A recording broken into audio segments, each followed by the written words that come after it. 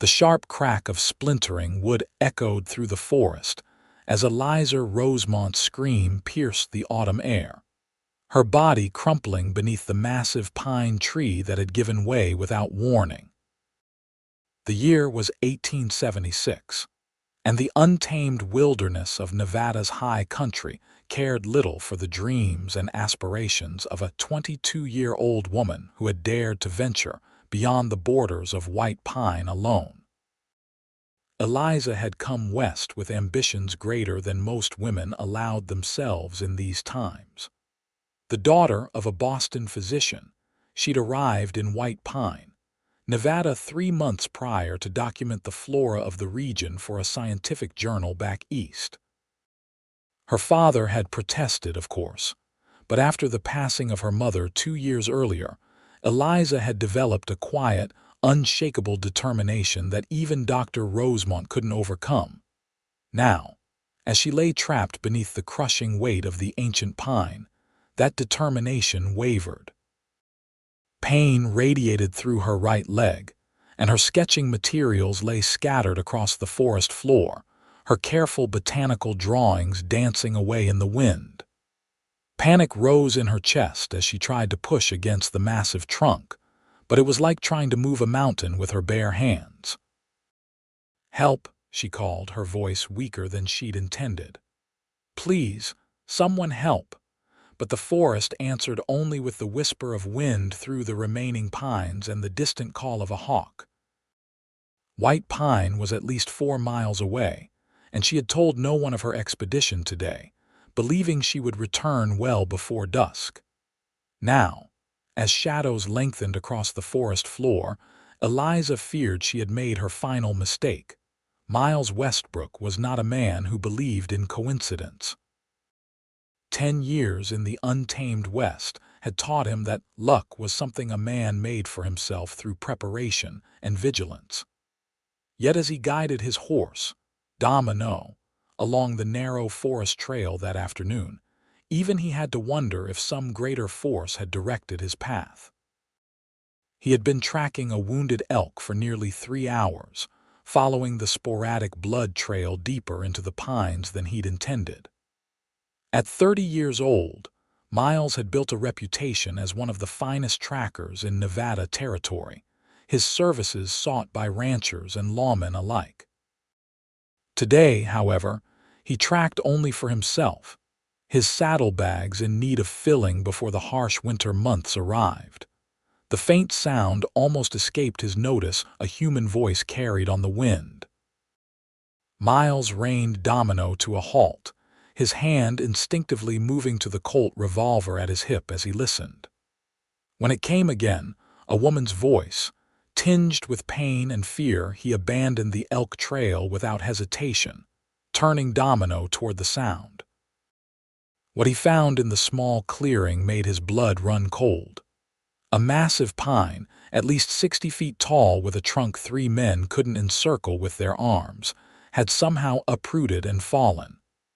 Beneath it lay a woman, her blue dress covered in dirt and pine needles, her face pale with shock and pain. "Madam," he called, dismounting in one fluid motion, "don't you move now." Eliza's head snapped up at the sound of the deep voice, relief flooding her system. The man approaching was tall and broad-shouldered, dressed in the practical garb of a frontiersman, worn leather vest over a faded blue shirt, sturdy trousers tucked into well-used boots. A revolver hung at his side, and his face, partially shadowed by a wide-brimmed hat, bore the weathered look of someone who lived beneath the open sky. "Thank God," she breathed. "The tree, it just gave way. I think my leg is broken." Miles knelt beside her, quickly assessing the situation. The massive pine had her pinned from the waist down, though mercifully, much of its weight was distributed elsewhere. Still, moving it would be nearly impossible for a single man. "Name's Miles Westbrook, madam. I'm going to get you out of there, but first I need to know how bad you're hurt." "Can you feel your legs?" Eliza nodded, wincing. "Yes, especially the right one. It's excruciating when I try to move." That's good the pain, I mean, Miles clarified. Means they're still feeling there. What's your name? Eliza Rosemont. I'm staying at Mrs. Holloway's boarding house in White Pine. Miles stood, studying the fallen pine with a critical eye. Miss Rosemont, I won't lie to you. This tree weighs more than a dozen horses. Normally, I'd ride for help, but... He glanced at the darkening sky. By the time I returned with men, it'd be full dark, and that's assuming folks would believe me enough to come right away. Fear flashed across Eliza's face. You're not leaving me here. No, madam, Miles said firmly. I'm not leaving you here. He walked around the tree, examining how it had fallen. Much of its weight rested on a rocky outcropping, with a smaller portion, though still massively heavy, pinning Eliza. The root system had completely torn free from the earth, suggesting the recent rains had weakened its foundation. Miles returned to his horse, retrieving a length of rope and his canteen.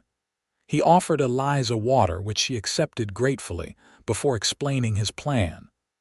I'm going to try something that might sound impossible, he said, removing his vest and rolling up his sleeves. But I need you to trust me. Do I have a choice?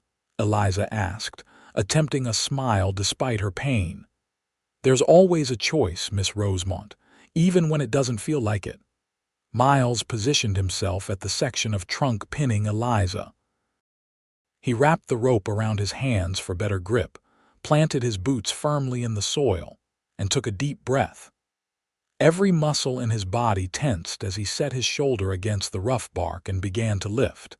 Eliza watched in astonishment as the massive tree shifted slightly. Miles's face reddened with effort, veins standing out on his neck and forearms as he strained against the overwhelming weight. For a moment, it seemed impossible no man could lift such a weight alone. But then the tree moved again. Not much, just an inch or two, but enough for Eliza to feel the pressure lessening. When I say, Miles grunted through clenched teeth, pull yourself free, I can't hold it. With one final superhuman effort, Miles lifted the trunk high enough to create a small space. Now, he gasped. Eliza dug her elbows into the dirt and dragged herself backward, ignoring the screaming pain in her right leg. The moment she was clear, Miles released the tree with a thunderous gasp, staggering backward as the pine crashed back to the forest floor. He knelt beside her immediately, his breathing ragged. You're free now, he whispered, his voice barely audible from the exertion. Eliza stared at him in disbelief. How did you? That's impossible. Miles shook his head, still catching his breath. Not impossible, just necessary. He gently examined her leg, confirming what they both suspected: it was broken, but the bone hadn't pierced the skin. I need to splint this before we move you, he said, already gathering straight branches from nearby. As he worked, Eliza studied her rescuer more carefully.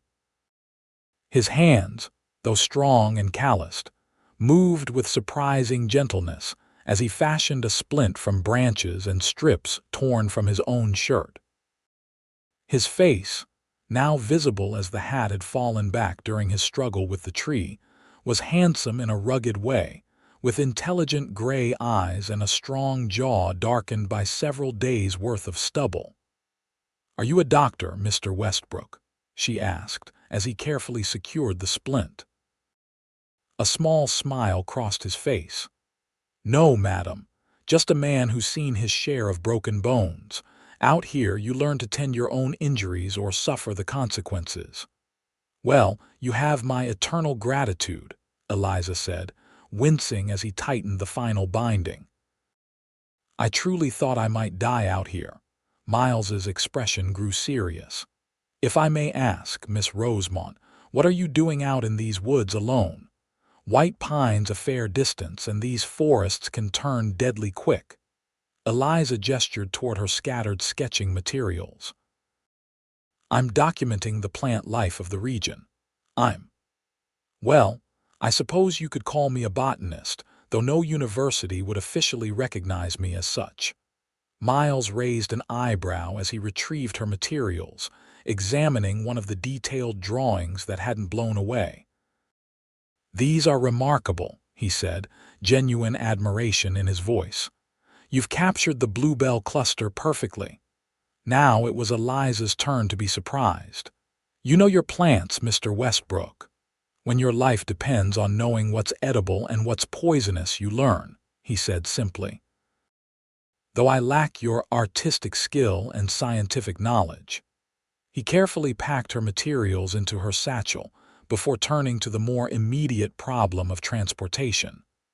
"I'm afraid this will be uncomfortable, Miss Rosemont, but we need to get you to town before nightfall." With gentle efficiency, Miles lifted Eliza onto Domino's back, then mounted behind her, his arms creating a secure enclosure as he took the reins. The closeness was improper by Eastern standards, but survival in the West often required setting aside such conventions. As they rode slowly through the gathering dusk, Eliza found herself unexpectedly comforted by the steady presence of the man behind her. Each time they crossed rough terrain and pain shot through her leg, Miles would murmur quiet reassurances, his deep voice somehow making the journey bearable. "How long have you been in White Pine?" he asked, clearly trying to distract her from the pain. "3 months," she replied. "Though it feels both longer and shorter simultaneously. Everything here is so different from Boston." "Boston," Miles chuckled. "That explains the accent." "I don't have an accent," Eliza protested automatically. "We all have accents, Miss Rosemont. Mine probably sounds as strange to your ears as yours does to mine." They continued their conversation as Domino picked his way carefully down the mountain, learning the basic outlines of each other's lives. Miles had come west as a young man of 20, working first as a ranch hand, then as a scout for the Army before settling into his current life as a tracker and occasional bounty hunter. "And you?" he asked. "What brings a Boston lady to our humble corner of Nevada?" Eliza hesitated, then decided the man who had saved her life deserved the truth. "After my mother died, I realized how short life can be. I've always been fascinated by plants and their properties, but in Boston, a woman with scientific interests is seen as—" She searched for the right word, peculiar. "Out here, I thought perhaps I could contribute something meaningful without constant judgment." Miles was silent for a moment. "The West judges too, Miss Rosemont, just on different matters, but I understand seeking a place to breathe freely." The lights of White Pine appeared as they crested a final ridge, the small mining town nestled in the valley below. Despite her pain, Eliza felt a rush of relief at the sight. "Almost there," Miles said. "Dr. Patterson is a good man. He'll have you fixed up in no time." When they arrived at Dr. Patterson's modest house at the edge of town, news of their appearance spread quickly.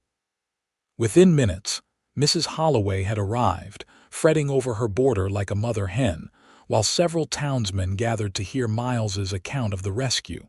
As Dr. Patterson set her leg properly, a painful process that made Eliza bite her lip. Until it bled, she caught glimpses of Miles through the doorway, downplaying his extraordinary feat as merely good fortune and timing. The man lifted a pine tree. Dr. Patterson muttered skeptically as he wrapped Eliza's leg in proper bandages. "That's quite a tale. It's true," Eliza insisted. "I saw it with my own eyes. He saved my life." The doctor shook his head. "Well, however it happened, you're lucky, Miss Rosemont. The break is clean, and with proper rest, you should heal fully. But no more solitary expeditions into the wilderness, if you please. Next time, there may not be a miracle-working strongman passing by." When the doctor finished, Miles appeared in the doorway, hat in hand. "How is she, Doc?" "She'll mend," Dr. Patterson replied. "Thanks to you, apparently." Miles nodded, then turned to Eliza. Miss Rosemont, I've arranged for a wagon to take you back to Mrs. Holloway's. I'd be honored to escort you if you permit. Of course, Eliza said, suddenly acutely aware of her disheveled appearance. And please call me Eliza. I think saving someone's life earns you that right. A small smile touched Miles's lips. Eliza, then. The journey to Mrs. Holloway's boarding house was short, but gave Eliza time to properly thank her rescuer. When they arrived, Miles carefully carried her up to her room, following Mrs. Holloway's fussing directions. As he set her gently on her bed, their eyes met briefly, and Eliza felt a curious flutter in her chest that had nothing to do with her injuries. "Will you be staying in town long, Mr. Westbrook?" she asked impulsively. "Miles," he corrected with a smile. "And yes, I have business here for a few weeks at least, perhaps. If you'd allow it, I might call on you tomorrow to check on your recovery." "I would like that very much," Eliza replied, surprised by how much she meant it, as Miles departed, tipping his hat to Mrs. Holloway. On his way out, Eliza settled back against her pillows, her mind replaying the extraordinary events of the day. She had come west seeking freedom and purpose. She hadn't expected to find a man who could lift a pine tree through sheer will and determination, or the strange, warming feeling his presence created within her. True to his word, Miles arrived at the boarding house the following afternoon, bearing a curious gift, a small wooden box filled with soil and a tiny pine sapling no bigger than Eliza's finger. "I returned to the clearing this morning," he explained as Mrs. Holloway showed him into the small parlor where Eliza rested, her splinted leg propped on a footstool. "Thought you might like a remembrance, one that grows rather than fades." Eliza took the box, touched by the thoughtful gesture. "That's remarkably kind, Miles. Thank you, Mrs. Holloway excused herself with a knowing smile, leaving them alone in the parlor, though she left the door conspicuously open.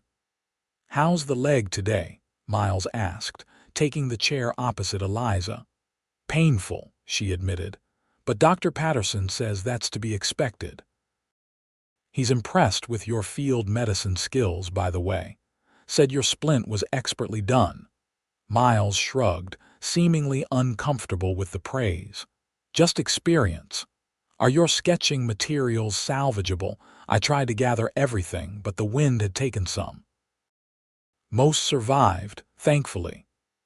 Eliza gestured to the stack of papers on the side table. "Though I fear my expedition notes are somewhat scattered now." "I notice these are more than just artistic renderings," Miles said, glancing at the top sketch. "You've documented medicinal properties, growing conditions." Eliza nodded, pleased by his observation. "My father is a physician. I grew up learning about healing plants. Out here, there are species completely undocumented by Eastern science, with properties the local tribes have known for generations." "You speak with the tribes?" Miles asked, his expression a mixture of concern and admiration. "When possible." "The Shoshone to the east have been particularly knowledgeable. Their medicine woman, Singing Bird, has shown me plants I never would have found on my own." She paused, studying his reaction. "Does that trouble you?" Miles shook his head. "No. I spent 2 years with the Paiute after I first came west. Learned more about survival from them than all my years in civilization. It's just uncommon for a woman like yourself to seek such knowledge." "A woman like myself?" Eliza raised an eyebrow. "Educated, Eastern." Miles smiled. "Beautiful." The compliment caught her off guard, bringing warmth to her cheeks. Thank you." Their conversation flowed easily after that, moving from plants to books to their respective journeys west. Miles spoke of his childhood in Missouri, losing his parents to fever when he was 16, and his decision to head west rather than be placed with distant relatives. "The wilderness has been my truest home," he said. Though lately I've wondered if that's enough. What more would you want? Eliza asked. Miles met her eyes. Perhaps something I hadn't realized was missing until yesterday. The implication hung between them, neither ready to acknowledge it directly. Instead, Miles asked about her work, and Eliza explained her arrangement with the scientific journal in Boston. They publish under my initials only, she admitted. EJR rather than Eliza Jane Rosemont. Few would take a woman's scientific observations seriously. Their loss, Miles said simply. Intelligence doesn't belong exclusively to men, despite what many believe. When Miles finally departed 2 hours later, promising to return the following day, Mrs. Holloway appeared almost immediately, her expression knowing. "He's quite handsome, that Mr. Westbrook," she commented as she brought Eliza a cup of tea. "And clearly taken with you." "He merely feels responsible because he rescued me," Eliza protested, though the words sounded hollow even to her own ears. "My dear, I've seen the way he looks at you. That's not obligation, that's admiration." Mrs. Holloway patted Eliza's hand. "And judging by your blushes, it's not entirely unwelcome." Eliza couldn't deny it. There was something about Miles Westbrook that intrigued her deeply. His combination of physical strength and gentle consideration, wilderness knowledge and unexpected intellect, created a man unlike any she'd met in Boston's refined circles. Over the following weeks, as autumn painted the mountains in brilliant golds and reds, Miles visited Eliza daily. Sometimes he brought small gifts, interesting rock formations, unusual pine cones, or once, a rare white wildflower carefully preserved between glass plates he'd commissioned from the town's glassblower. As Eliza's leg began to heal and she could move about on crutches, Miles escorted her on short walks through town, his strong arm always ready for support when she tired. Their conversations deepened, revealing shared values beneath their different backgrounds. "Have you considered remaining in White Pine permanently?" Miles asked one crisp October afternoon as they sat on a bench overlooking the town's small creek. "Your work seems to flourish here." Eliza watched a leaf spiral down to join others on the water's surface. "I've thought of it. My arrangement with the journal could continue indefinitely, and frankly, I've found more acceptance of my scientific pursuits here than I ever did in Boston.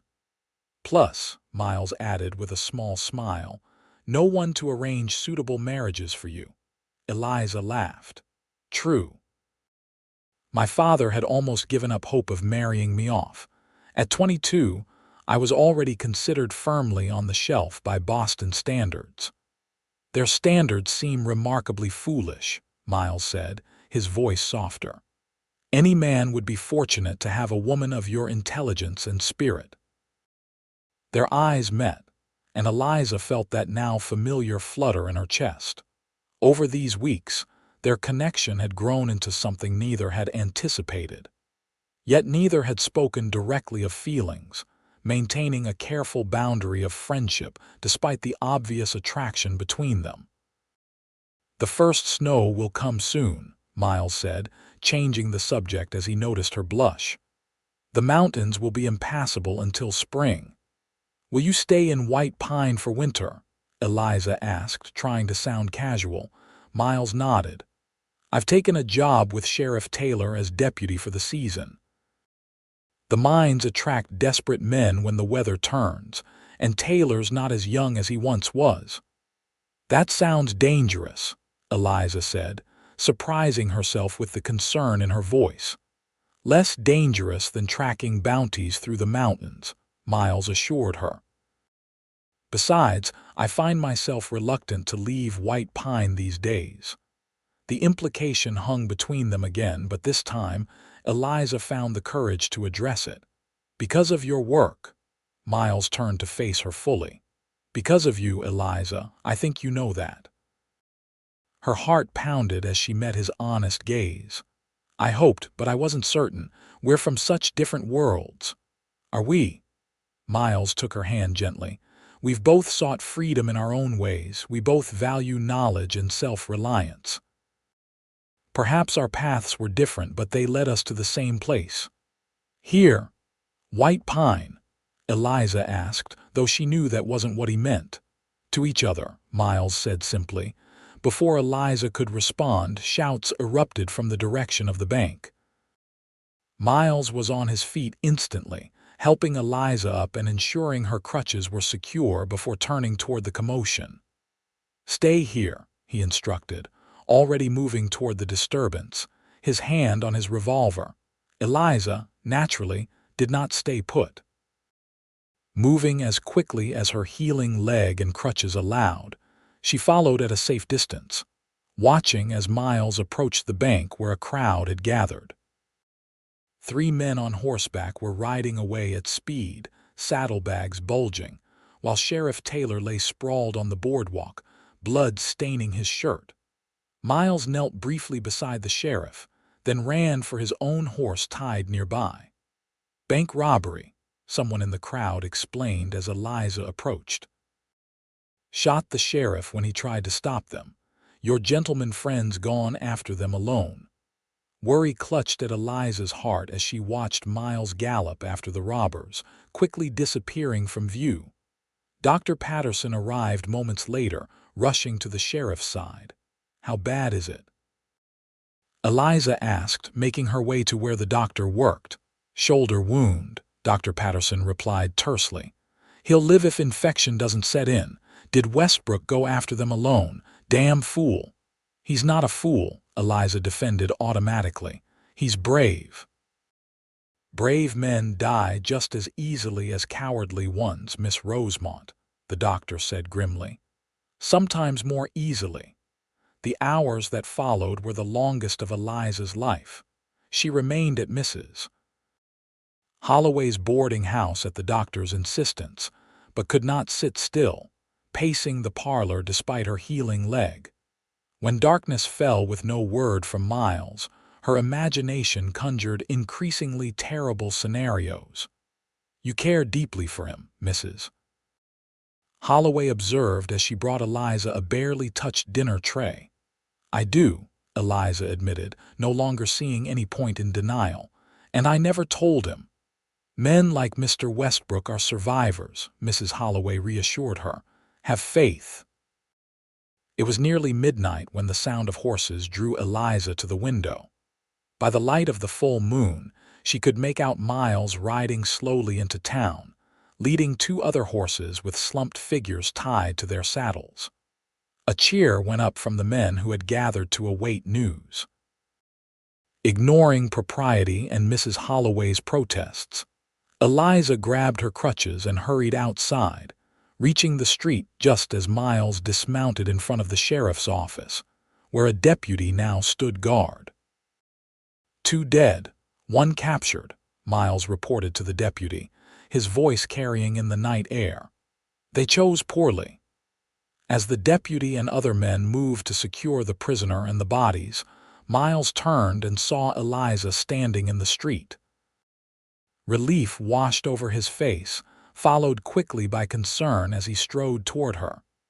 You shouldn't be out in the cold, he admonished gently, shrugging off his coat to place around her shoulders. In the moonlight, Eliza could see a bloody gash across his forehead and what would surely become a spectacular bruise on his cheekbone. You're hurt, she said, reaching up to touch his face without thinking. Miles captured her hand with his, holding it against his cheek. Nothing serious. His eyes searched hers. You were worried. Of course I was worried, Eliza exclaimed. You rode off after armed bank robbers alone. A small smile tugged at Miles's lips. I came back. This time, Eliza said, suddenly overwhelmed by emotion. But what about next time, or the time after that? How many lives do you think you have, Miles Westbrook? Just the one, he replied softly, which is why I try to make it count.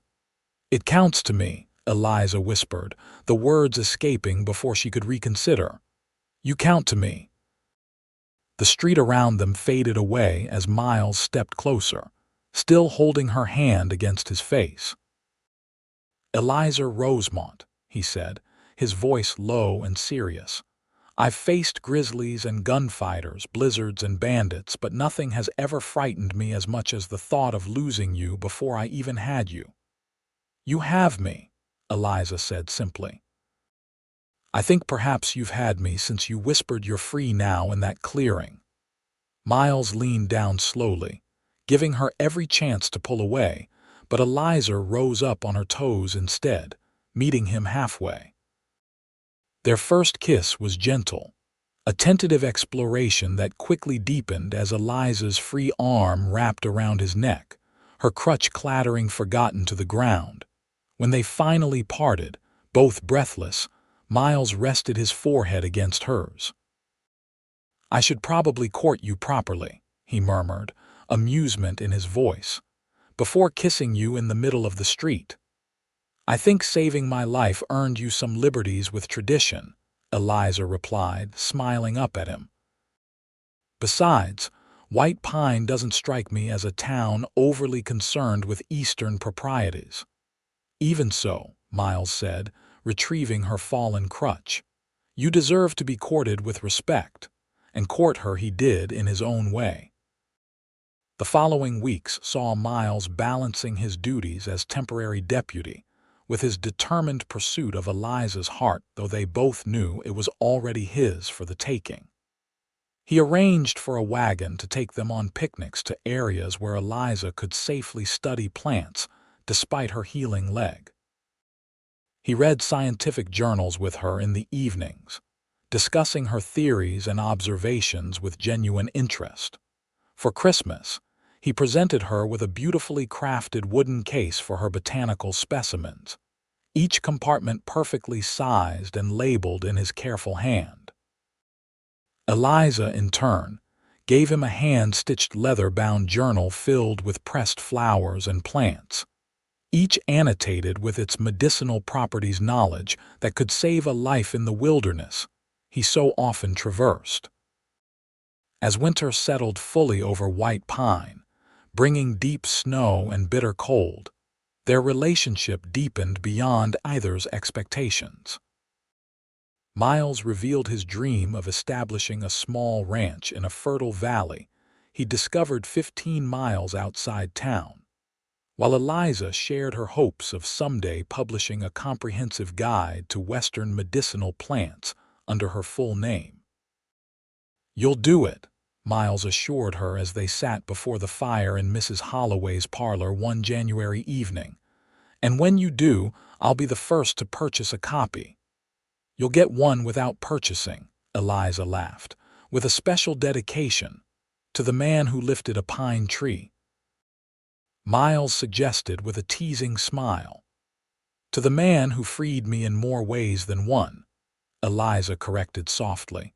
By February, Eliza's leg had healed completely, though Dr. Patterson warned it might ache before storms for years to come. Sheriff Taylor had recovered as well, resuming his duties and publicly commending Miles for his bravery in pursuing the bank robbers. With spring approaching, Miles and Eliza found themselves at a crossroads. Her work for the journal was ongoing, but she had exhausted much of what White Pine's immediate surroundings could offer. Miles had fulfilled his winter commitment to the sheriff and would soon return to his usual work. "Come with me," Miles said one evening as they walked beneath stars so bright they seemed to illuminate the snow-covered street. "To the valley I told you about. It's wild country still, but beautiful beyond words. The plant life there is more varied than anything around White Pine." "Are you asking me to accompany you unmarried into the wilderness, Mr. Westbrook?" Eliza asked, her tone making it clear she was teasing. Miles stopped walking, turning to face her fully. "No, Miss Rosemont, I'm not." He reached into his pocket, withdrawing a small object that glinted in the starlight. "I'm asking you to marry me, then accompany me very properly as my wife." Eliza's breath caught as Miles held up a simple gold band with a small emerald that caught the light. "It was my mother's," he explained. "The only thing of hers I kept when I came west." "Miles," Eliza whispered, overwhelmed by the gesture and what it represented.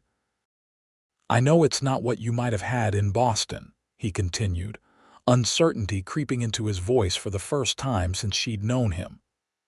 "I can't offer mansions or servants or society, Miles," Eliza interrupted, placing her fingers against his lips. "I didn't come west for mansions or servants or society. I came for freedom to be myself." She smiled up at him, eyes shining. "And I've never felt more freely myself than when I'm with you." "Is that a yes?" he asked, hope evident in his voice. "Yes," Eliza said firmly. 1,000 times yes. They were married 2 weeks later in White Pine's small church, with Mrs. Holloway weeping happily in the front pew and Sheriff Taylor standing as Miles's best man. Eliza wore a simple blue dress that matched the spring sky, and Miles wore the only suit he owned, purchased specifically for this occasion. As Miles slipped his mother's ring onto Eliza's finger, he whispered words meant only for her. "You've freed me too, you know." Their wedding night was spent at the small cabin Miles had built on his valley property, a full day's ride from White Pine. As he carried her across the threshold, Eliza was struck by how perfectly the simple structure suited them both, practical yet beautiful, with large windows to let in light and views of the surrounding wilderness. "It's not much," Miles said, watching her reaction carefully. "But we can expand it as needed." Eliza turned to him, wrapping her arms around his neck. "It's perfect, our own place in the world where we can both be exactly who we are." That night, as they discovered each other fully for the first time, their connection deepened into something neither had dared hope for in their previous lives. In Miles's strong, gentle arms, Eliza found a passion that matched her own, and a tenderness that brought tears to her eyes. "I love you," she whispered in the darkness, the words feeling entirely inadequate for the emotion swelling in her chest. Miles's arms tightened around her. "And I love you, Eliza Westbrook, more than I have words to express."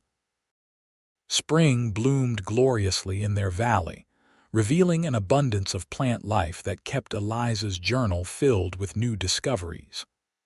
Miles established their ranch slowly but steadily, building corrals and fences, acquiring a small herd of cattle that would grow over time.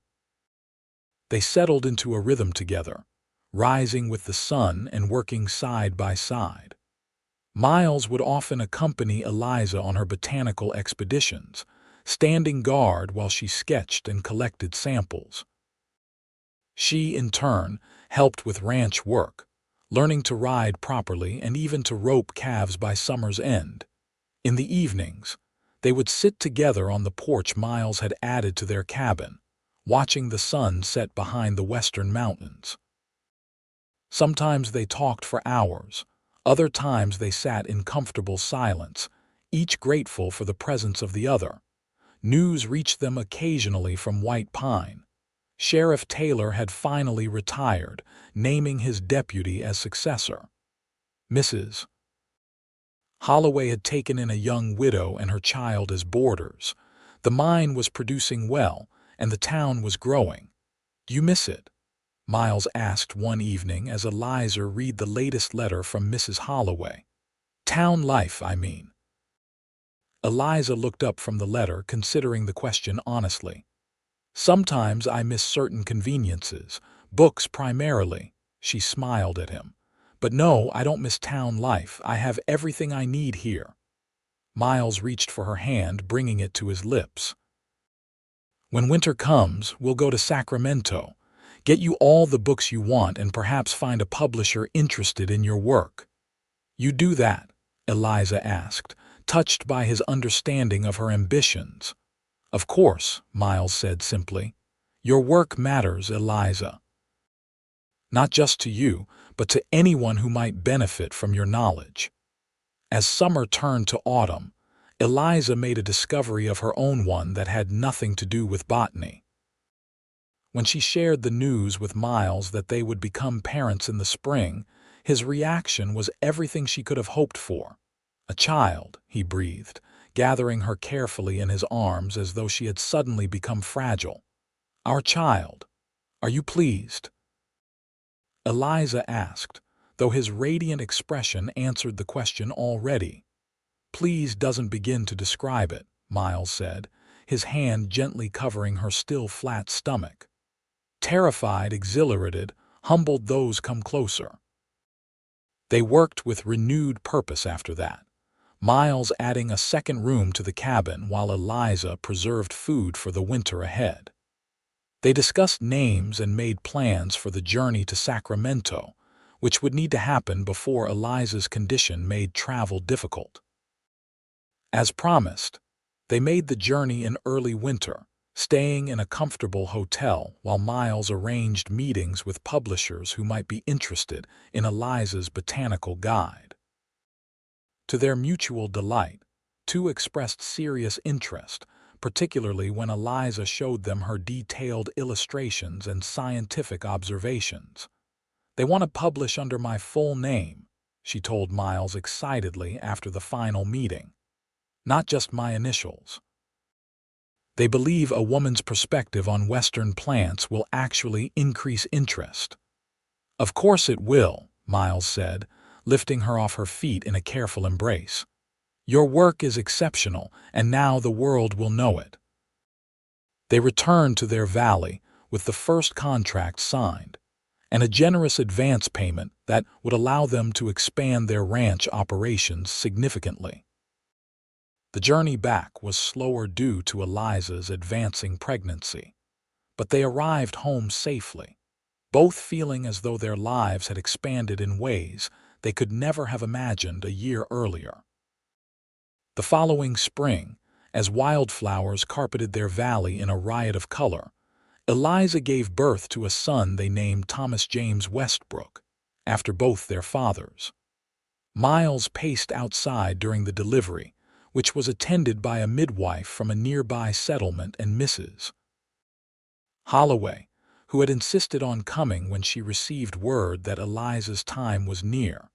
When finally allowed to enter, Miles approached the bed with uncharacteristic uncertainty, his usual confidence replaced by awe as he gazed at his wife and newborn son. "He's perfect," Miles whispered, gently touching the tiny hand that emerged from the blanket. "He has your eyes," Eliza said tiredly, but with unmistakable joy. "And I suspect he'll have your determination as well." Miles sat carefully on the edge of the bed, one arm around Eliza while the other supported their son. "He'll have your intelligence and curiosity," he countered. "Poor child won't stand a chance at being ordinary with us as parents." Eliza laughed softly, leaning her head against his shoulder. "I wouldn't want him to be ordinary anyway." As Thomas grew, so did their ranch and Eliza's reputation as a botanist. Her guide to Western medicinal plants was published to considerable acclaim, leading to correspondence with scientific societies that had previously ignored her because of her gender. Miles expanded their herd and built a larger barn, hiring 2 ranch hands to help with the increasing workload. Their family grew again 2 years later with the birth of a daughter, Catherine, whose arrival coincided with an unexpected reunion. Eliza's father, Dr. Rosemont, having read his daughter's published work and realized the depth of her scientific contributions, made the journey west to reconcile. His initial shock at finding his Boston-bred daughter living on a remote ranch with a frontier husband quickly gave way to reluctant admiration as he witnessed their life together. Dr. Rosemont stayed for a month, bonding with his grandchildren and gradually developing respect for the man his daughter had chosen. "You've done well for yourself," he told Eliza on his final evening before returning east. "Not in the way I imagined, certainly, but well nonetheless." "Are you still disappointed in my choices?" Eliza asked, watching as Miles showed Thomas how to safely pet a new foal in the corral nearby. Dr. Rosemont considered the question seriously. "No," he said finally. "How could I be disappointed in a daughter who has published scientific work, raised two beautiful children, and found obvious happiness? Your mother would be proud, Eliza. As am I." The years that followed brought both challenges and joys. A harsh winter nearly devastated their herd, but Miles's foresight in building proper shelters saved most of the animals. A drought the following summer tested their resilience, but Eliza's knowledge of water-conserving techniques helped their garden survive when others failed. Through it all, their partnership only strengthened. Miles never lost his sense of wonder at Eliza's intelligence and determination, while she continued to admire the quiet strength and unwavering integrity that defined him. Their children grew healthy and curious, with Thomas showing Miles's affinity for animals and Catherine developing her mother's interest in plants. On the 10th anniversary of the day Miles had freed Eliza from beneath the fallen pine, they returned to White Pine for a rare visit. The town had grown substantially, with a proper hotel now standing where Mrs. Holloway's boarding house had once been. The elderly woman herself had passed 2 winters prior, but had left Eliza a letter to be delivered on this very date. Sitting together in their hotel room that evening, Eliza read the letter aloud to Miles, her voice catching at the final paragraph. "I knew from the moment I saw Mr. Westbrook carry you into my house that you two were destined for each other. Some might call it fate that he happened upon you in that forest clearing, but I call it providence. 2 souls as well matched as yours don't find each other by mere chance. Remember that when life brings challenges, as it inevitably will, what brought you together was stronger than a fallen pine, and what keeps you together will be stronger than whatever life may place in your path." Miles took the letter gently when Eliza finished, carefully folding it and returning it to its envelope. "Wise woman," he said softly. "Do you believe it?" Eliza asked. "That it wasn't just chance that brought you to me that day?" Miles considered the question with characteristic thoughtfulness. "I believe," he said finally, "that I was meant to find you. Whether by chance, fate, or providence doesn't matter as much as the result you, me, our children, our life together. The man who can lift a pine tree turns poetic in his old age," Eliza teased, though her eyes shimmered with emotion. "Hardly old at 40, Miles protested with a laugh. "But perhaps more reflective than the brash tracker, who once thought himself complete on his own." They retired to bed that night holding each other close, both acutely aware of how differently their lives might have unfolded without that moment in the forest clearing Eliza trapped, Miles passing by, and a seemingly impossible feat of strength that changed everything. The following morning, they made one final stop before beginning the journey home. On the outskirts of town, where the forest began its climb toward the mountains, stood a pine tree unlike the others. Smaller, younger, but thriving nonetheless, the sapling Miles had gifted Eliza after her accident, which they had planted together before leaving White Pine to start their life in the valley. "It's grown so much," Eliza marveled, placing her hand against the trunk that was now thicker than her arm. "So have we," Miles replied, his arm around her waist. Their children explored nearby, Thomas trying to identify animal tracks while Catherine carefully collected pine cones. The scene was so far removed from what either Miles or Eliza had imagined for themselves before that fateful day, yet so perfectly right that neither could imagine any other path. As they prepared to leave, Eliza stood on tiptoe to kiss Miles softly. "Thank you," she whispered against his lips. For what? He asked, though his eyes suggested he knew.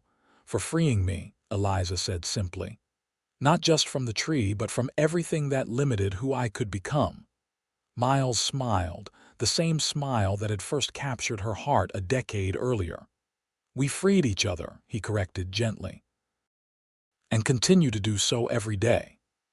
Together, they gathered their children and began the journey home to their valley, where their ranch awaited.